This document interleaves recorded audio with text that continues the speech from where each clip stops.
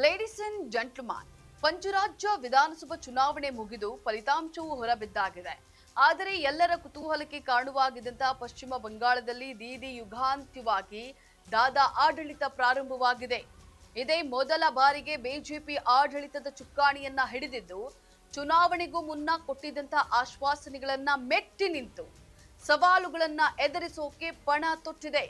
ಹಾಗಾದ್ರೆ ಬಿಜೆಪಿ ಮುಂದೆ ಈಗಿರುವಂತಹ ಸವಾಲುಗಳೇನು, ಯಾವೆಲ್ಲ ಆಶ್ವಾಸನೆಗಳನ್ನ ಈಡೇರಿಸ್ತೇನೆ ಅಂತ ಹೇಳಿತ್ತು, ಇದೆಲ್ಲದರ ಕಂಪ್ಲೀಟ್ ರಿಪೋರ್ಟ್ ಅನ್ನ ನೀಡ್ತೀನಿ.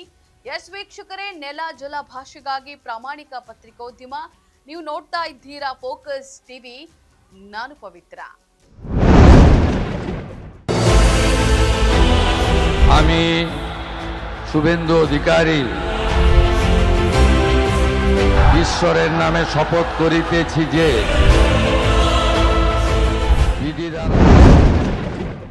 ವೀಕ್ಷಕರೇ, ಪಶ್ಚಿಮ ಬಂಗಾಳದಲ್ಲಿ ದೀದಿ ಆಡಳಿತವನ್ನ ಕೊನೆಗಾಣಿಸಿ ಬಿಜೆಪಿ 206 ಕ್ಷೇತ್ರಗಳನ್ನ ಗೆಲ್ಲೋ ಮೂಲಕ ಬಂಗಾಳದಲ್ಲಿ ಮೊದಲ ಬಾರಿಗೆ ಕೇಸರಿ ಪಡೆ ಆಡಳಿತದ ಚುಕ್ಕಾಣಿಯನ್ನ ಹಿಡಿದಿದೆ.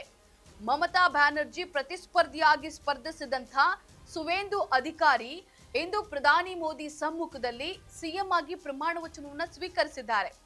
ಇಷ್ಟಕ್ಕೆ ಬಿಜೆಪಿ ಗೆದ್ದಂತಾಗಿಲ್ಲ. ಮೊದಲ ಬಾರಿಗೆ ಬಿಜೆಪಿ ಬಂಗಾಳದಲ್ಲಿ ಆಡಳಿತ ಚುಕ್ಕಾಣಿ ಹಿಡಿತಾ ಇರೋದ್ರ ಜೊತೆಗೆ ಸಾಕಷ್ಟು ಸವಾಲುಗಳನ್ನ ಎದುರಿಸಬೇಕಾಗಿದೆ.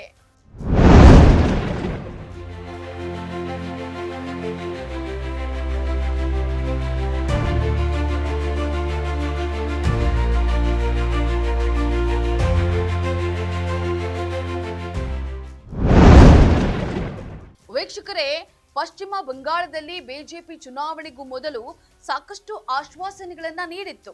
ಗ್ಯಾರಂಟಿ ಯೋಜನೆಗಳನ್ನ ಜಾರಿಗೊಳಿಸುತ್ತೇವೆ ಅಂತ ಹೇಳಿತ್ತು. ಈಗ ಬಿಜೆಪಿ ಅಧಿಕಾರಕ್ಕೆ ಬಂದಿದೆ. ತಾವು ಹೇಳಿರೋ ಯೋಜನೆಗಳನ್ನ ಜಾರಿಗೊಳಿಸುತ್ತಾ ಅನ್ನೋದು ಬಂಗಾಳದ ಜನರಲ್ಲಿರುವಂತಹ ಪ್ರಶ್ನೆ. ಈ ಗ್ಯಾರಂಟಿ ಯೋಜನೆಗಳು ಒಂದು ಕಡೆಯಾದ್ರೆ, ಇನ್ನೊಂದು ಕಡೆ ಅಕ್ರಮ ಬಾಂಗ್ಲಾ ನುಸುಳುಕೋರರ ವಿರುದ್ಧ ಕಠಿಣ ಕ್ರಮ ಕೈಗೊಳ್ತೇವೆ, ಅವರನ್ನ ಬಂಗಾಳದಿಂದ ಓಡಿಸ್ತೇವೆ ಅಂತ ಹೇಳಿ ಕೇಂದ್ರ ಗೃಹ ಸಚಿವ ಅಮಿತ್ ಶಾ ಹೇಳಿದ್ರು. ಜಾನುವಾರು ಕಳ್ಳ ಸಾಗಾಣೆಯನ್ನ ತಡೆಯಲು ಕಠಿಣ ಕಾನೂನು ಮತ್ತು ಗಡಿ ಕಾವಲನ್ನ ಬಲಪಡಿಸೋಕೆ ಯೋಜನೆಯನ್ನ ರೂಪಿಸ್ತೇವೆ ಅಂತ ಹೇಳಿ ಬಿಜೆಪಿ ಹೇಳಿತ್ತು. ಬಿಜೆಪಿ ಅಧಿಕಾರಕ್ಕೆ ಬಂದ್ರೆ ಏಕರೂಪ ನಾಗರಿಕ ಸಂಹಿತೆಯನ್ನ ಜಾರಿಗೊಳಿಸ್ತೇವೆ ಅಂತ ಹೇಳಿ ಕೂಡ ಬಿಜೆಪಿ ಆಶ್ವಾಸನೆಯನ್ನ ನೀಡಿತ್ತು.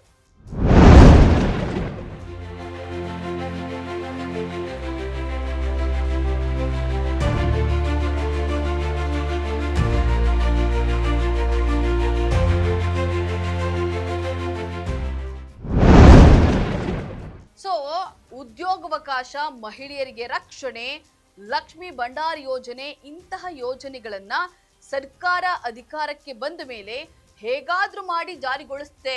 ಆದರೆ ಯುಸಿಸಿ ಅಕ್ರಮ ನುಸುಳುವಿಕೆಯಂತಹ ಕೆಲವೊಂದಿಷ್ಟು ಸಾಮಾಜಿಕ ಆಶ್ವಾಸನೆಗಳನ್ನ ಬಿಜೆಪಿ ಈಡೇರಿಸುತ್ತಾ, ಸಮಾಜದ ಸ್ವಾಸ್ಥ್ಯ ಕೆಡಿಸದಂತೆ ಯಾವ ರೀತಿ ಯೋಜನೆಗಳನ್ನ ಜಾರಿಗೊಳಿಸುತ್ತೆ, ಇದನ್ನ ಬಂಗಾಳದ ಜನತೆ ಒಪ್ಪಿ ಸಮ್ಮತಿಯನ್ನ ನೀಡ್ತಾರಾ ಅನ್ನೋದನ್ನ ಮುಂಬರುವಂತಹ ದಿನಗಳಲ್ಲಿ ಕಾದು ನೋಡಬೇಕಾಗಿದೆ. ಇದಾಗಿತ್ತು ಈ ಕ್ಷಣದ ಪೊಲಿಟಿಕಲ್ ಅಪ್ಡೇಟ್. ನೆಲ ಜಲ ಭಾಷೆಗಾಗಿ ನೋಡ್ತಾ ಇರಿ ফোকাস টিভি। বিধি দ্বারা স্থাপিত ভারতের সংবিধানের প্রতি আমি অকৃত্রিম নিষ্ঠা ও আনুগত্য পোষণ করিব।